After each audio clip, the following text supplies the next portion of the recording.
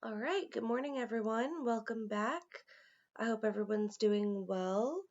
So, today we're going to pick up where we left off last week, continuing with part two of our four-part series on how to build a human, the head and neck edition. Okay, so let's just have a quick rundown of today's lecture, how it's going to go.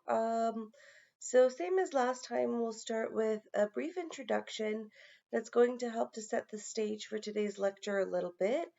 Following that, we'll spend some time discussing the development of various parts of the head and neck. So we'll start off with development of the skull, followed by development of the face, before we go into development of the nasal cavity, and lastly, development of the thyroid gland.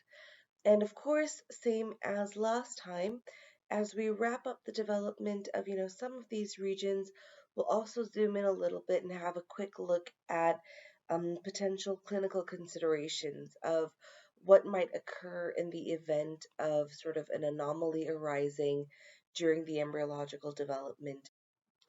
So, starting off then, as we discussed last week, the developing neural tube and the surrounding neural crest cells, if you can remember, play quite an important role in the development of what is known as the pharyngeal apparatus. And now, if you recall, the pharyngeal apparatus includes the pharyngeal arches, the pharyngeal pouches, and the pharyngeal clefts. Now, if you remember, the neural crest cells that we had will start to migrate from their original locations and start to sort of invade the developing structures in the region of the head and neck.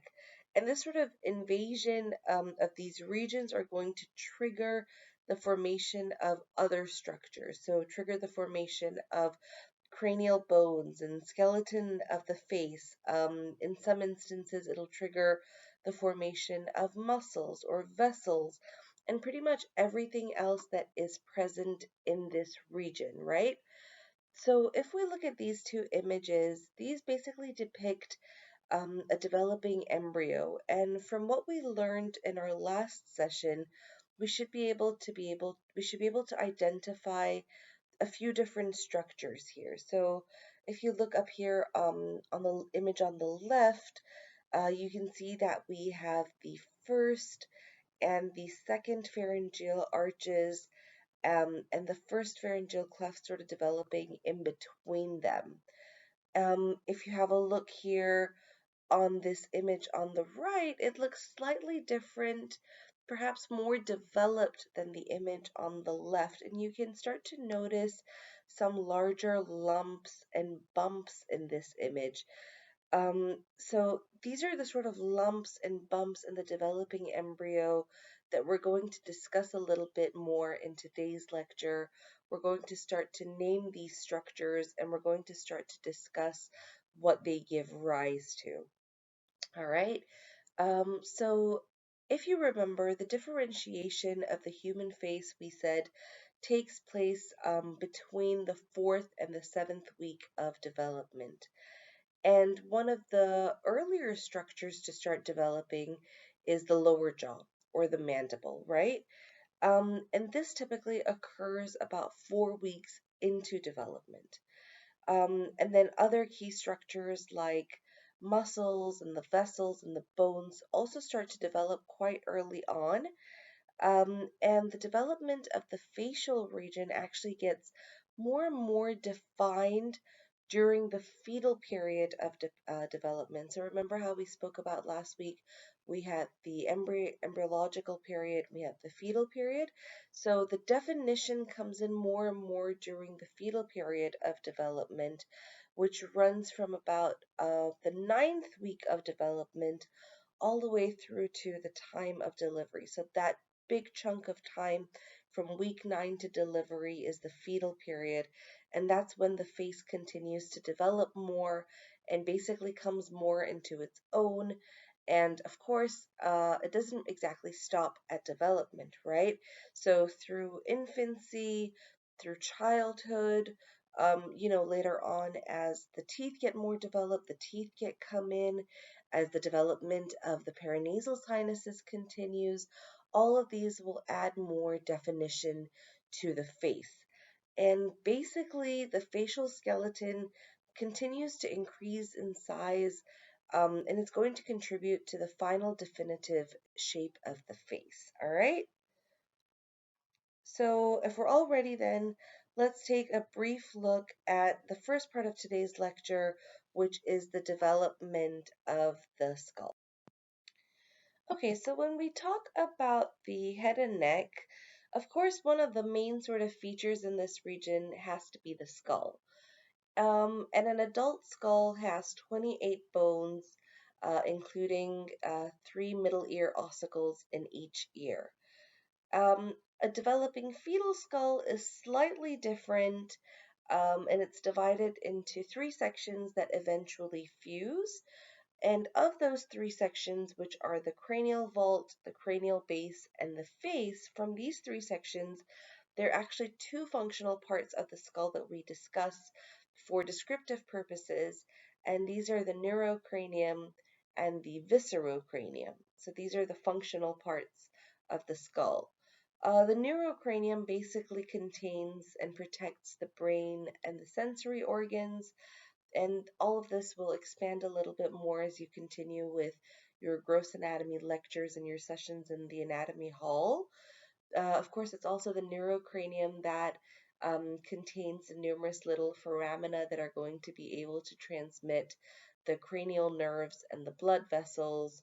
And the neurocranium in particular contains the 2 frontal bones. It contains the frontal bones in the front, the parietal bones at the side, the temporal bones, the occipital bone, the sphenoidal bone, which you cannot see in this image, and the ethmoidal bone. The viscerocranium, on the other hand, is going to be the region that houses the facial bones. So the facial bones are going to include a couple of paired bones like, say, the nasal bones, the maxilla, the lacrimal bones, the zygomatic bones, the palatine bones, the inferior nasal conchae, and you also have single bones like the vomer as well as the mandible. So these are just some examples of the bones of the neurocranium and the viscerocranium. Now, the neurocranium and the viscerocranium are formed by 2 methods of ossification. So we either have endochondral ossification or intramembranous ossification. Now, just as a reminder, as a recap of what you've learned before, endochondral ossification basically involves the setting down of a sort of template of hyaline cartilage that will later on get replaced by bone. So that's endochondral ossification. Whereas in intramembranous ossification, it involves the directed differentiation of sheet-like condensations of mesenchymal cells directly into osteoblasts. So in endochondral ossification, you have that setting down of a template of hyaline cartilage that's going to get replaced by bone, whereas in intramembranous ossification, you have mesenchymal cells differentiating into osteoblasts. And of course, here are some of the examples, but of course, not all of the examples of the bones that we just discussed in this region and the different methods of. Okay, so moving on then to the development of the face. All right, back to those little lumps and bumps that I mentioned in that first slide earlier. These are basically the structures that will go on to give rise to the more identifiable structures in the head and neck. So the facial area itself is developed from both the frontal prominence that you see here in red, as well as the pharyngeal arches. And these sort of like the frontal prominence and the pharyngeal arches, kind of through development, they ultimately become one cohesive structure. So as you can see in these three images here, we have five main prominences, right? You have the one frontonasal prominence in red here. You have a pair of maxillary prominences in yellow and a pair of mandibular prominences in green. Now, the frontonasal prominence is basically the condensation of mesenchyme that is over the area of the forebrain region. And it also contributes a little bit, its development is a little bit under the influence, of course, of the forebrain region. Now, the two maxillary prominences represent the dorsal region of the first pharyngeal arch, if you can remember, whilst the mandibular prominences kind of represent the ventral region of the first pharyngeal arch. So those two prominences are coming from that first pharyngeal arch we looked at last week. So basically, these are the five prominences that are going to give rise to everything else we're going to discuss today. So the two mandibular prominences here, you've got one on the right, one on the left. These are from the first pharyngeal arch, neural crest mesenchyme. And these are essentially going to grow, because I said there's one on the left and one on the right.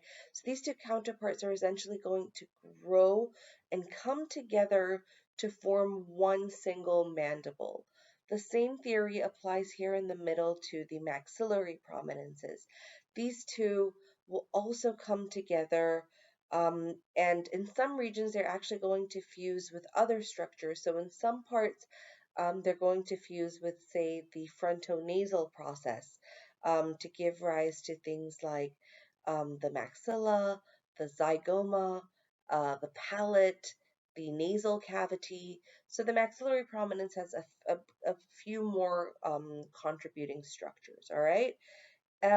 And to kind of give you a sense of the timeline, right? The basic morphology of the face starts to get created between sort of the 24th and the 38th day of gestation, where these five prominences that you see will, start to come together, they'll start to fuse together, and they'll start to basically form those identifiable structures on our faces. One more structure we have here lies basically between those five elevations we spoke about. So the frontal prominence up here, the maxillary prominence, and the mandibular prominence. And in between all of this, you have this structure over here known as the stomodeum, or in other words, the primitive mouth. And this primitive mouth goes on to later become the future mouth.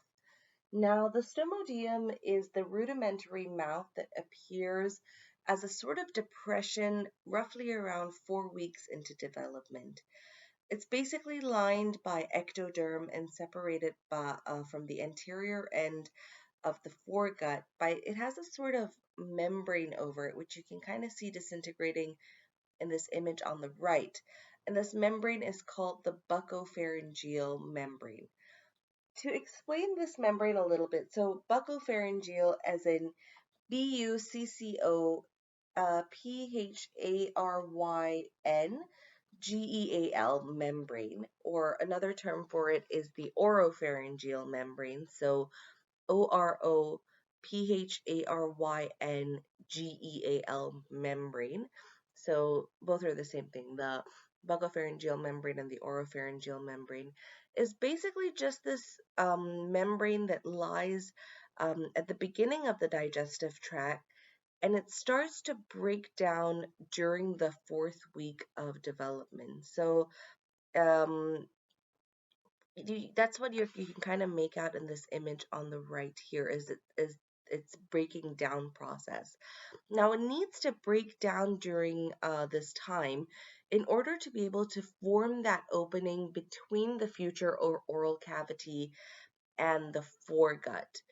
So, okay, let me clarify actually. When I say breakdown, rather what I mean is that for all intents and purposes, it stops growing. And because all of these tissues surrounding it, all of these prominences surrounding it are developing quite rapidly, they're expanding quite rapidly, they're forming other structures.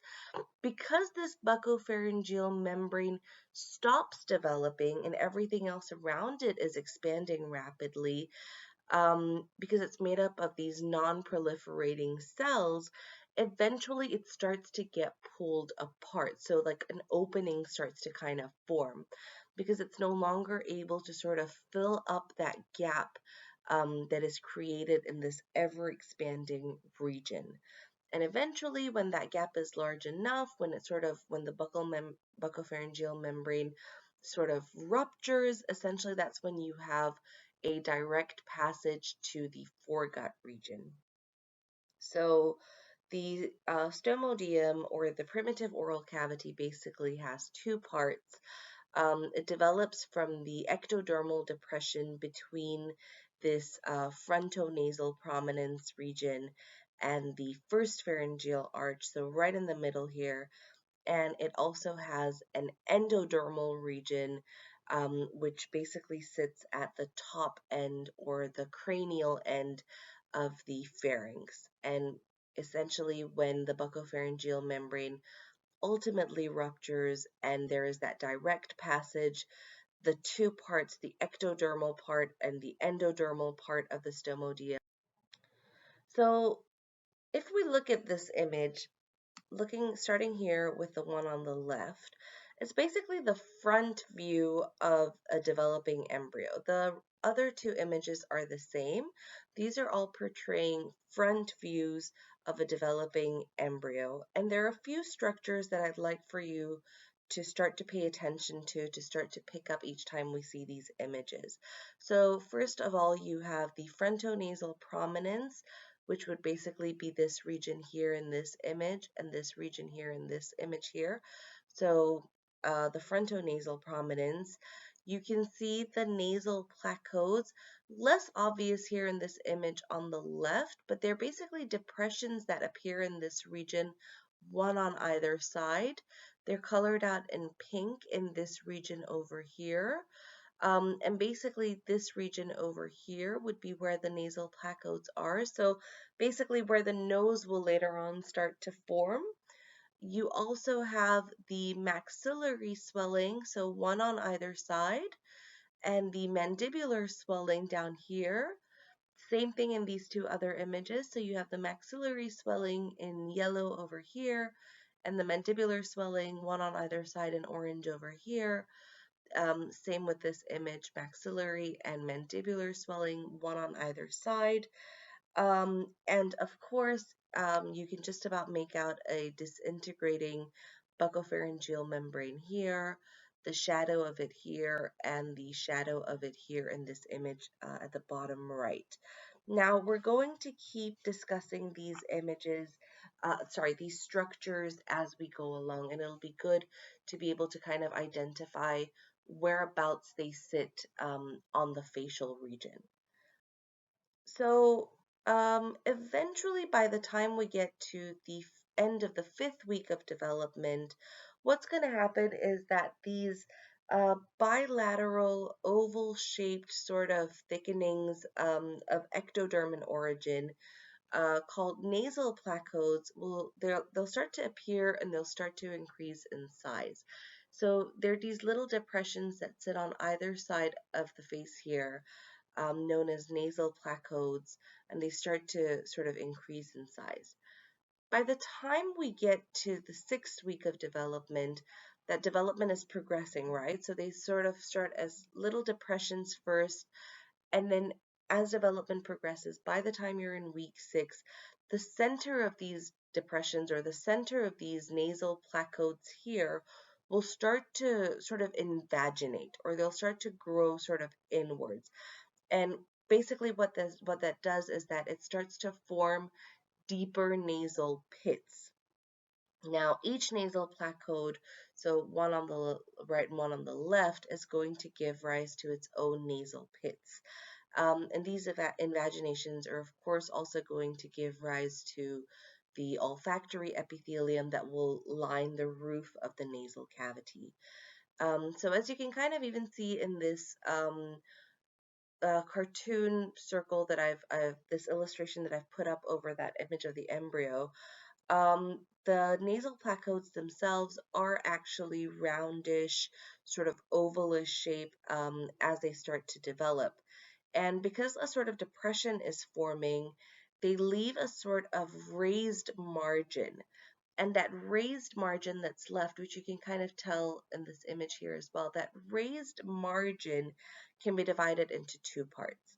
You have a medial nasal prominence, so demarcated by white on both these sides, and a lateral nasal prominence demarcated by red on both these sides.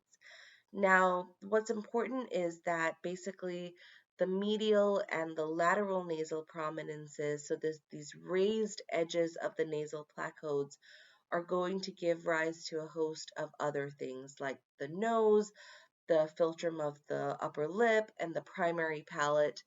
So this is really just to introduce you to these terms, and we'll discuss how it gives rise to the philtrum and the lateral sides of the nose. It becomes clearer as we go along. So during the next 2 weeks of development, the maxillary prominences that we saw, so the structure here in yellow in this image on the far left, to this full developed stage, which is the image on the far right, the maxillary prominences start to grow in size. And not only do they start to grow in size, so if you see this progression from the images on the left through to the image on the right, you notice that this yellow structure, this maxillary prominence, it also starts to grow more medially. So from the left and right, starting to grow more medially. And as it grows more medially, so remember we mentioned here in white, you have the medial nasal prominence, and in red, the lateral nasal prominence. So as the maxillary prominence, follow me here as we look at this transition between the first and the second image. As the maxillary prominence on the left and right starts to grow more medially, what it's going to do is that it's also going to compress the medial nasal prominence. So you can kind of start to see the nasal prominences start to turn a little bit, start to get compressed a little bit towards the midline. So eventually, the cleft that sort of exists here at the side between the medial nasal prominence and the maxillary prominence is going to get lost. So if you now look at, say, the image, the second image and the third image, you'll notice that this sort of clefting that exists here, exactly where my laser pointer is, this clefting here, starts to disappear by the time you get to the third image. And eventually that clefting between that medial nasal prominence on either side and the maxillary prominence is going to be lost, and these two structures are going to be able to fuse together. And it's in this fusing together that they basically form the upper lip. So then if you pay attention to this image, this third image and this fourth image, so remembering that the white part over here is the medial nasal prominence. So they fuse and the medial nasal prominence turns more medially to where ultimately the maxillary prominence and that medial nasal prominence in white here fuse together to form the upper lip. So basically the upper lip is formed by the fusion of the two medial nasal prominences and the two maxillary prominences, which basically means that the lateral nasal prominences do not participate in the formation of the upper lip. Now, so that's for the medial nasal prominence and the maxillary prominence. Now, if we start to look at the lateral nasal prominence, you will also notice that the maxillary prominence, so coming here, say, to this second image, the maxillary prominence as it's growing more medially, and the lateral nasal prominence as it's sort of turning to be able to fuse with it, there is that sort of clefting or deep furrow rather that exists between the lateral nasal prominence and the maxillary prominence. And this deeper furrow here is basically the nasolacrimal groove. So you can kind of see it again here. It's getting less and less noticeable as the images go by, as the images proceed. So basically the nasolacrimal groove, right? The ectoderm that exists in the floor of this groove is going to start to form a sort of solid epithelial cord that will ultimately detach from the overlying ectoderm. And this epithelial cord will eventually canalize. And as development progresses, the cord itself becomes what you know as the nasolacrimal duct, and its more upper region or its upper end will widen to form the nasolacrimal sac. Eventually, when the cord detaches, the maxillary prominence and the lateral nasal prominence are going to be able to sort of fuse together, as you can kind of see here on this fourth image on the right. Um, and what happens to the nasolacrimal duct is that it will basically run from the medial corner of the eye to the inferior meatus of the nasal cavity. And that really is basically how you get your tear duct, which provides an embryological explanation as to why when we cry, our nose also gets runny, and so that sort of provides an explanation for that connection between all those structures. So here you can see on this image to the right, so the red depicting the lateral nasal prominence, it's ultimately going to contribute to the formation of the ala of the nose, or the sides basically of the nose. Of course, by the time you're at this stage, the maxillary prominence is going to continue to expand. It's going to continue to enlarge, and development will continue to progress, giving rise to these regions here, which are basically, more defined cheeks and the maxilla itself. So that's what's happening in sort of the top region, the maxillary and nasal, medial and lateral nasal prominence region. What about with the mandibular prominence? So at the same time as all of this is happening with the maxillary and medial and lateral nasal prominences, simultaneously, the mandibular prominences are going to start to grow here. So it would be this bottom portion here. They're going to again come in from both sides, as you can see, kind of as the images are progressing from 2 to 3 to by the time you get to 4, they move, the mandibular prominences move medially enough to where they're able to merge across the midline and become this one continuous structure. Ultimately, of course, development progresses, and by the time you get to, the 7th or the 8th week of development, what's going to happen is that the maxillary prominences are also going to fuse with the mandibular prominences, basically on either side of the mouth, to both on the right and left, to essentially just form the angles of the mouth, and basically the shape of the face starts to get more and more defined and come together even more. So if we look at this little cartoon, same as the previous ones, then the maxillary process is defined in yellow and the mandibular in green. You have the lateral nasal prominence in red and the medial nasal prominence in white.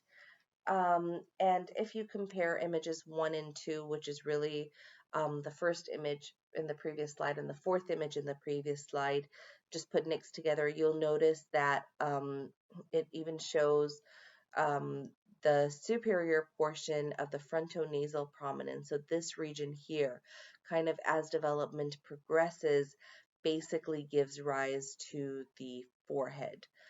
As I mentioned, the lateral nasal prominences are going to contribute to the ala of the nose, and the lateral portions of the maxillary and mandibular prominences are basically going to create the cheeks, and of course their respective jaws, and this is summarized in these boxes over here.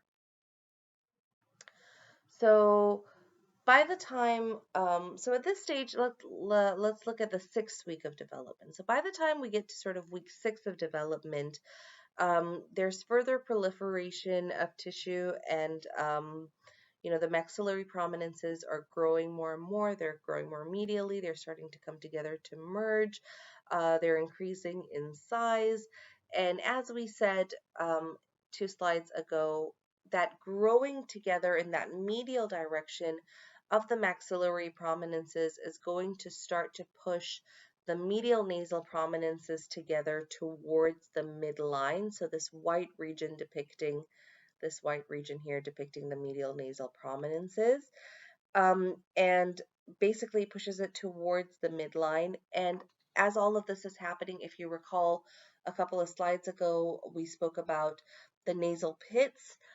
So the nasal pits start to invaginate here, and ultimately by the 7th week of development, this sort of continued growth of the maxillary prominences, combined with this frontonasal prominence kind of regressing and coming out of the way to kind of take its final position as a contributor to the forehead region, basically will push the 2 medial nasal prominences together so that the medial nasal prominences can essentially fuse together to form the midline of the nose and the region of the philtrum of the upper lip.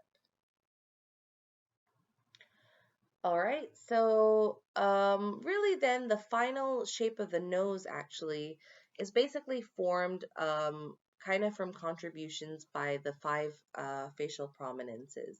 So the frontonasal prominence here is of course going to is going to contribute to the formation of the forehead, but it's also going to give rise to a little bit of the bridge of the nose. And of course, the frontonasal prominence is also going to give rise to the frontal and nasal bones.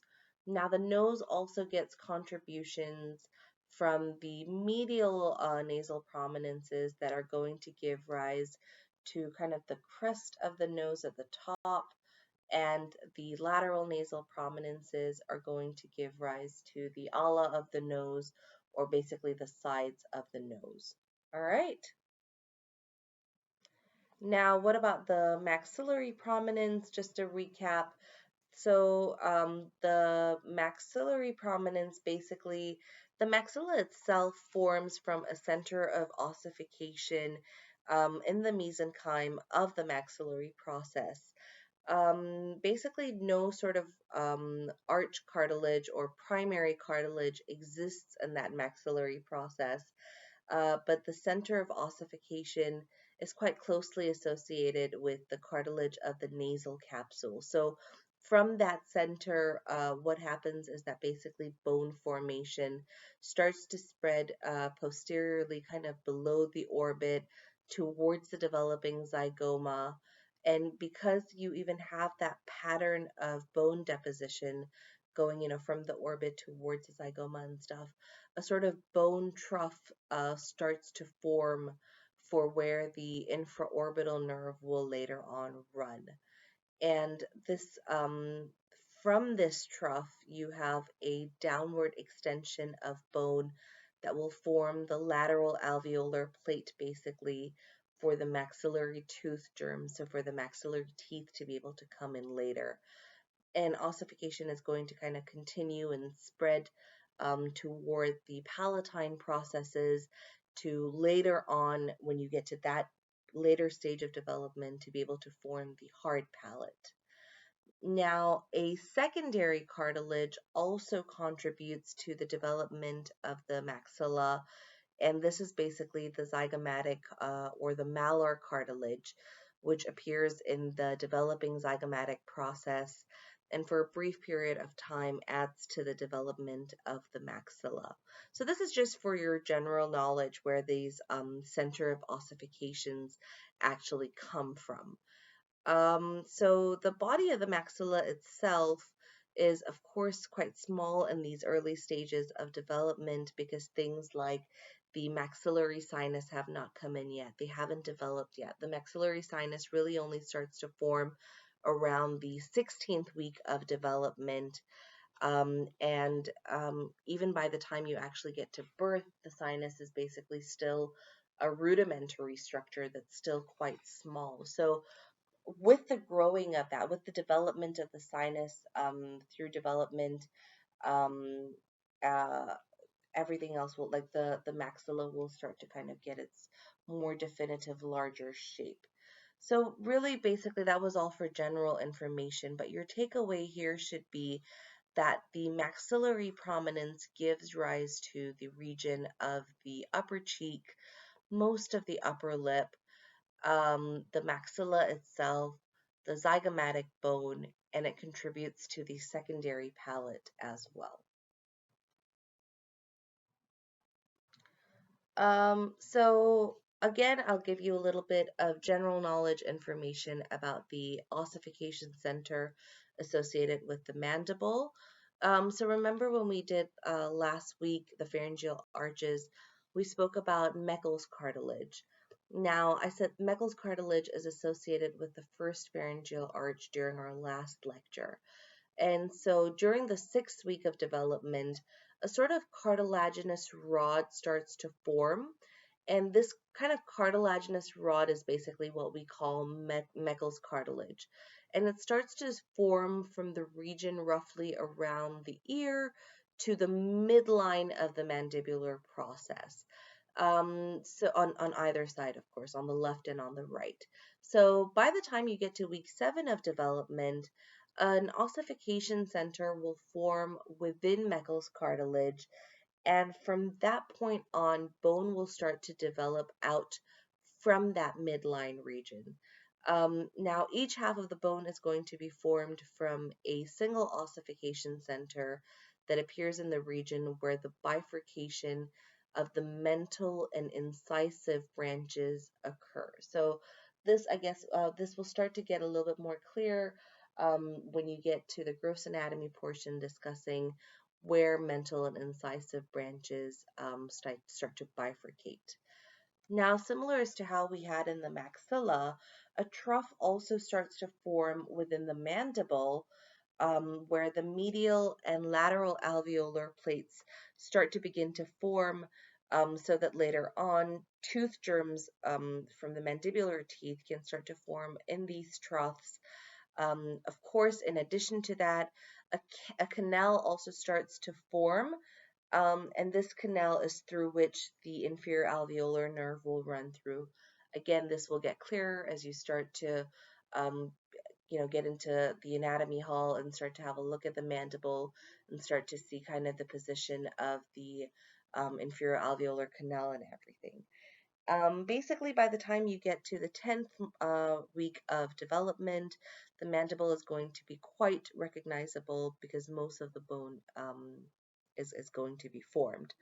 Now, the mandibular processes of both these sides are the left and the right are going to kind of grow towards each other, again, kind of come towards the midline and fuse in the midline to form the sort of like lower this lower border or lower margin of the stomodeum. And of course, the fused mandibular processes will ultimately help to give rise to the lower lip as well as the lower jaw region. So that is really your takeaway for this. The ossification centers were general knowledge points, and your takeaway here should be that the mandibular prominence gives rise to the mandible and the chin, the lower lip, as well as the lower cheek region. Okay, so since we're discussing the development of the face, I thought I'd also briefly discuss the development of the eyes since we're already in this region, but this isn't part of your syllabus, so this slide is entirely kind of for general knowledge just to fill in the gap of how the eyes develop. So basically, we start with lens placodes. So similar to the nose where you have the nasal placodes, here on either side we have lens placodes, or two thickenings of ectoderm that appear on either side of the frontonasal prominence. And these lens placodes will eventually sort of start to sink below the surface while they're developing and form a sort of bulge that's at first kind of directed more laterally and then goes on to lie kind of in an angle between the maxillary process prominence and the lateral nasal prominence to kind of reach its final position. And from there, so you can kind of see it at the side, it starts out really small and it starts to deepen. And from there, the eyes sort of continue developing, um, and eventually eyelids start to develop. But the eyelids are actually are derived from folds of ectoderm and from the mesoderm that's kind of enclosed within those folds. So really just to let you know that the eyes kind of come in through the sides from a sort of lens placode or an optic placode. So this is just a quick summary of everything that we've discussed so far. This little table summarizes all the embryonic structures we've discussed today and the developed structures they sort of they give rise to. So the frontonasal prominence gives rise to the forehead, the bridge of the nose. The medial nasal prominence will give rise to the midline of the nose and the philtrum of the lip. The lateral nasal prominence gives rise to the ala of the nose. The nasolacrimal groove becomes the nasolacrimal duct, and on one end, on its other end, it becomes the lacrimal sac. The maxillary prominence, just a typo here with an extra e, ultimately becomes the cheeks and the sort of lateral sides of the upper lip, and of course the maxilla. The mandibular prominence then becomes the lower lip and the mandible. Okay, so let's move on then to the development of the nasal cavity. So remember those nasal placodes we had from earlier, and we also have the formation of the medial and the nasal prominences. So and we also had the formation of the nasal pits, right? So the deepening of those placodes. So by the time we're at week 6 of development, these nasal pits will start to deepen and form nasal sacs. And eventually these nasal sacs sort of start to grow in a kind of dorsocaudal direction, ventral to the developing brain. So you can just about make out. So this is this side of the embryo with the medial nasal prominence, the lateral nasal prominence, and you can see how it's deepening to form those nasal sacs.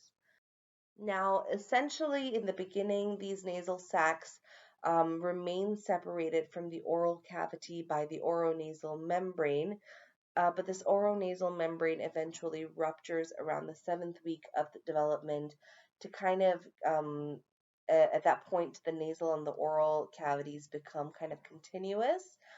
Um, and you have the primitive concave sitting on either side of the midline, immediately behind the primary palate. Eventually, when things like the secondary palate comes in, you have further development and the primitive nasal chambers come in.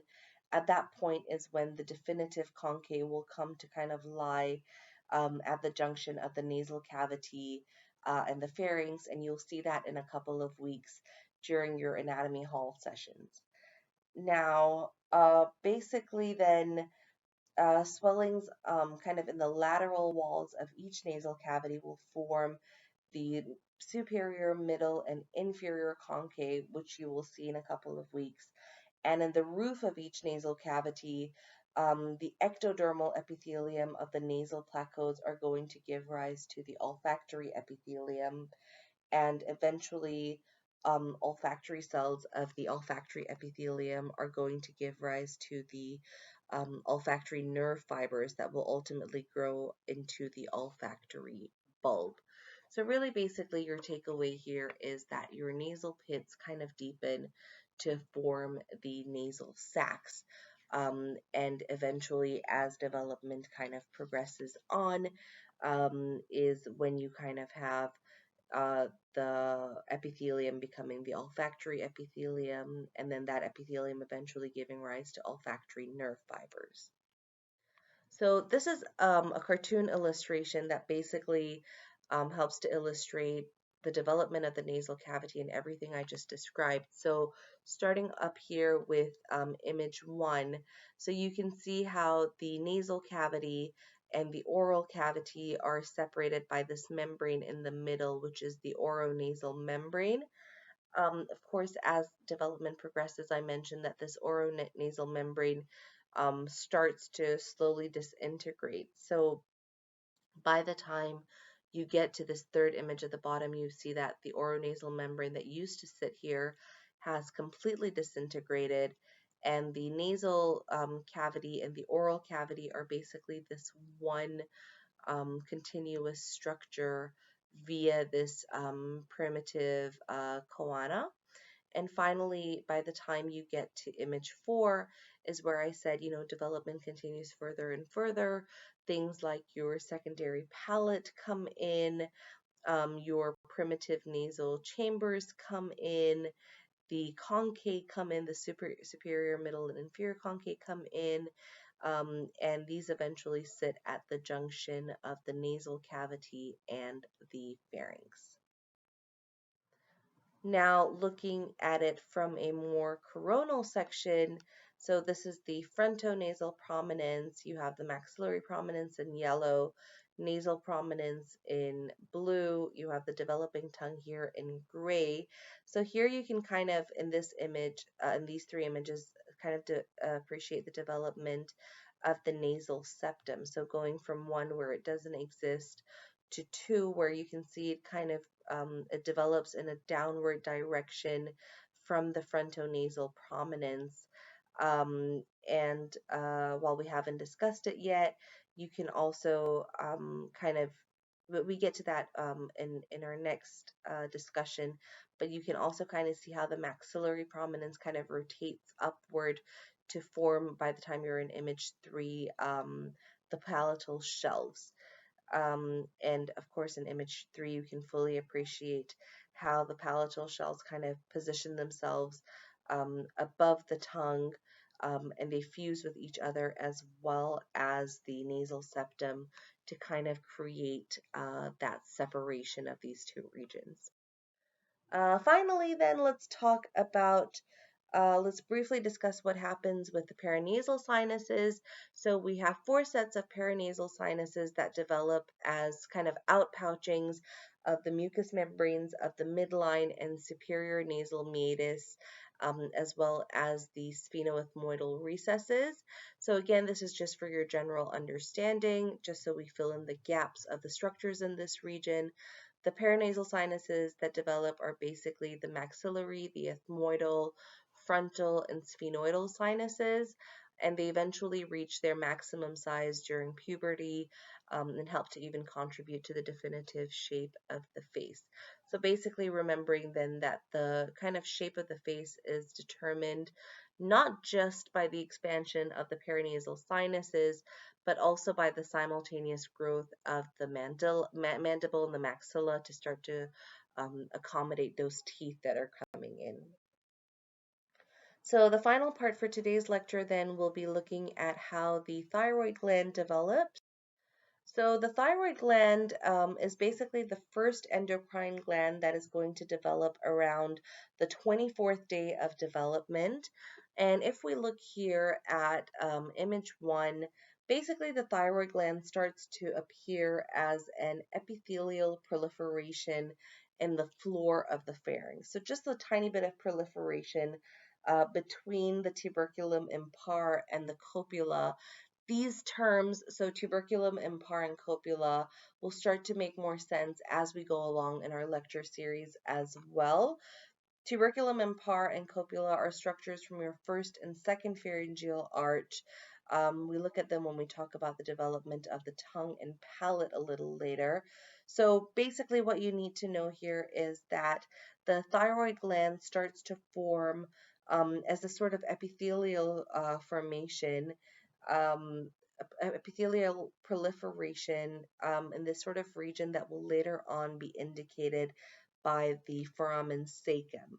Now, the thyroid at this stage is really just a mass of endodermal tissue.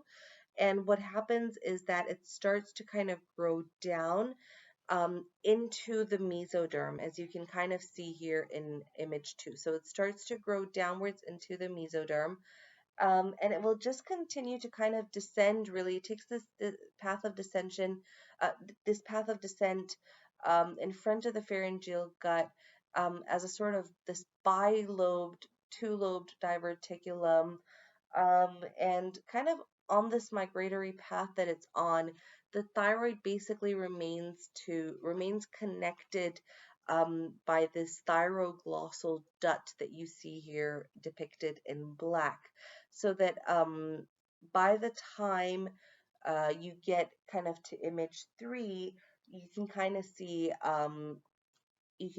here the opening of this duct.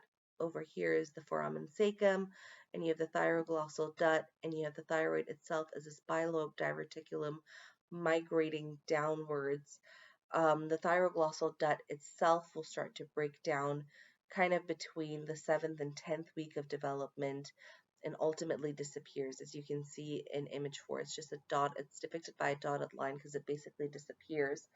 Of course, as development continues, the thyroid gland continues to basically descends in front of the thyroid bone. It descends in front of the laryngeal cartilages until it reaches its final position in front of the first 2 tracheal rings, and this happens sort of by the 7th week of development. And by the time it reaches its final place, it's also developed on its own, and it has an isthmus, and it connects the 2 lateral lobes together. And it just kind of sits here in this final position in front of the first 2 tracheal rings until it gets functional at approximately the end of the 3rd month of development. So this is just a cartoon illustration of a sagittal section through the head, showing you foramen cecum up here and the red outline of the thyroglossal duct to give you a better idea of how that migratory path works. So it's also good to know the relationship of the thyroid gland to the parathyroid glands and other structures that are derived from the pharyngeal arches. So if you remember from last week's session, I mentioned that the 3rd pharyngeal pouch gives rise to the inferior parathyroid glands and the thymus. And if you recall, as the thymus moves downwards, it pulls the parathyroid gland down with it, and it disconnects kind of both of them from the mesenchyme.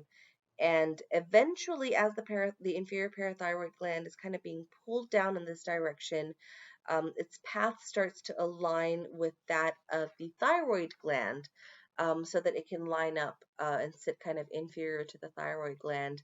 And similarly, if you remember, the 4th pharyngeal pouch gives rise to the superior parathyroid glands.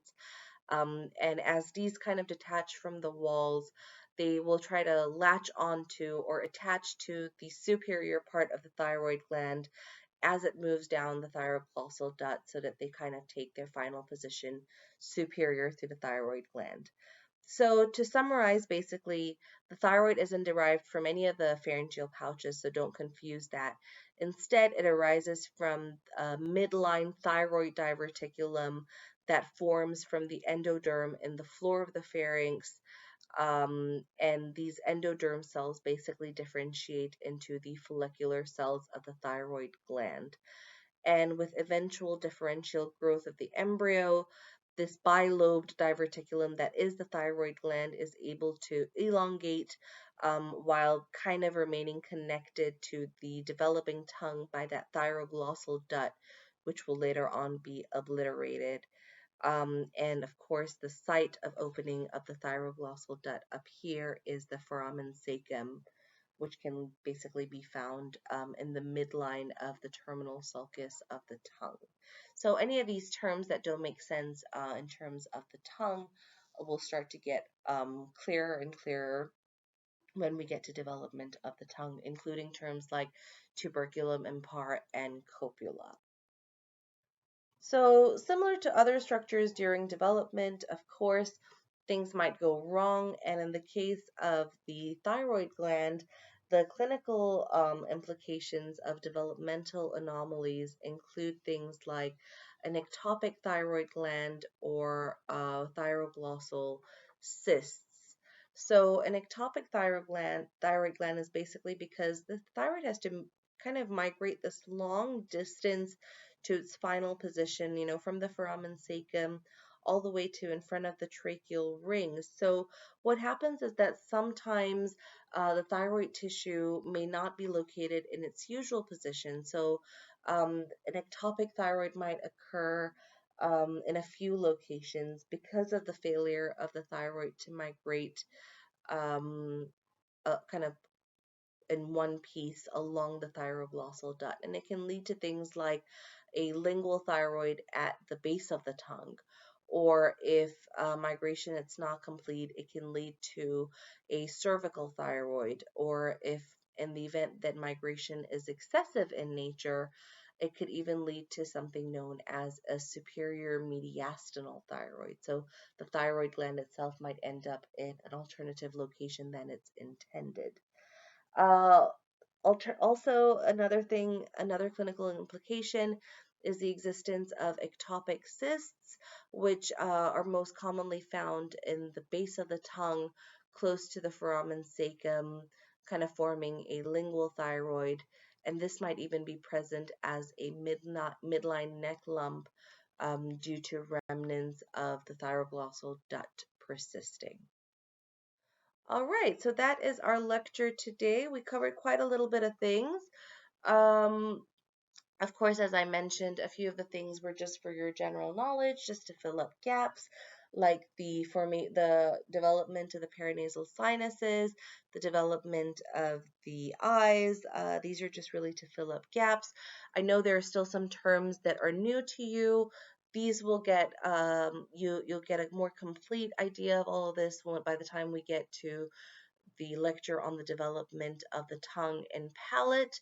In the meantime, thank you for attending today's lecture. If you have any questions at all, feel free to reach me directly at antskr@nus.edu.sg, or if you prefer to reach out anonymously, you can use that bit.ly link. What's your anatomy question? Just drop me an email there. Just drop me a question there, and I will respond by compiling questions and sending it to your class rep and having him disseminate it to the rest of you. All right, I'll see you guys in a little bit for the next lecture. Thank you.